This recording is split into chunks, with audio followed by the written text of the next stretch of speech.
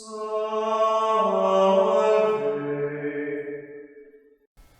reading from the first letter of St. Paul to the Corinthians.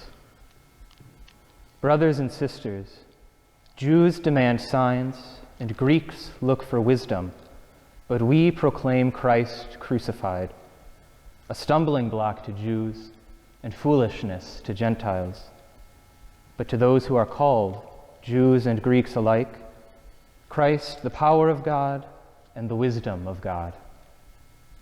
For the foolishness of God is wiser than human wisdom, and the weakness of God is stronger than human strength. The word of the Lord. Thanks be to God. I think if we're being honest with ourselves, we often live with a very sanitized cross. We see the image of Christ on the cross, we bow to it, we make the sign of the cross before it.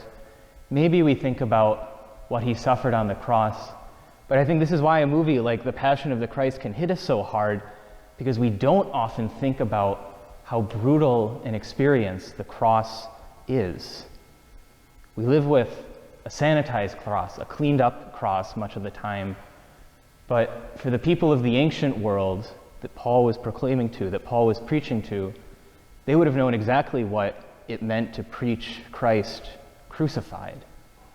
They would have known exactly what was meant when Paul proclaimed the one who had been nailed to a cross. And they would have been puzzled by this, even appalled.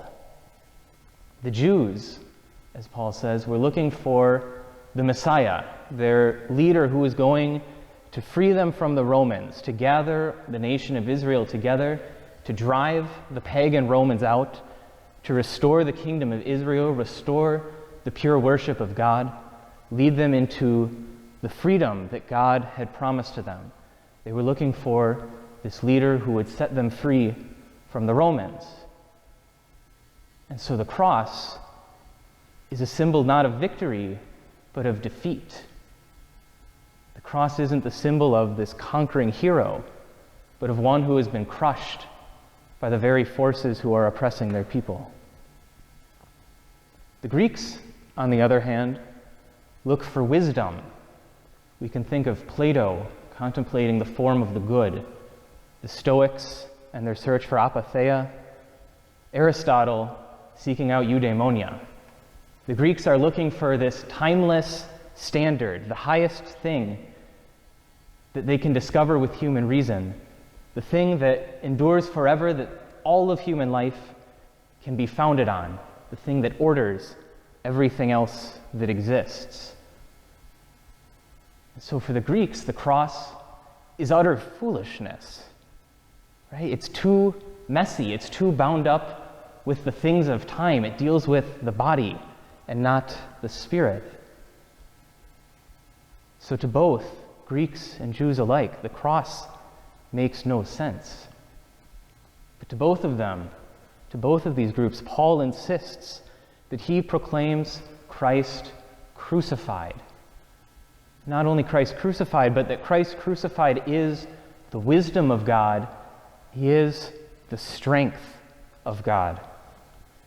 And this is the reversal of everything that has been expected, right? What seems to be weak, what seems to be ineffective, what seems to be a defeat is the triumph of God. It's the most powerful event in history, liberating everyone who turns to it from the oppression, not just of the Romans, but the oppression of sin. To those who see the cross as foolishness, even as lunacy, it's the providential plan that wisdom himself set forward. When we contemplate Christ on the cross, brothers, we are allowing God to bring into question all of the assumptions, all of the expectations that we have about the way the world works, about the way things are supposed to go. Everything we think we know has to be seen in a new light, standing in the light of the cross of Christ. Because if God himself can die, and if the one who has died can rise again, what isn't possible? What can't God do?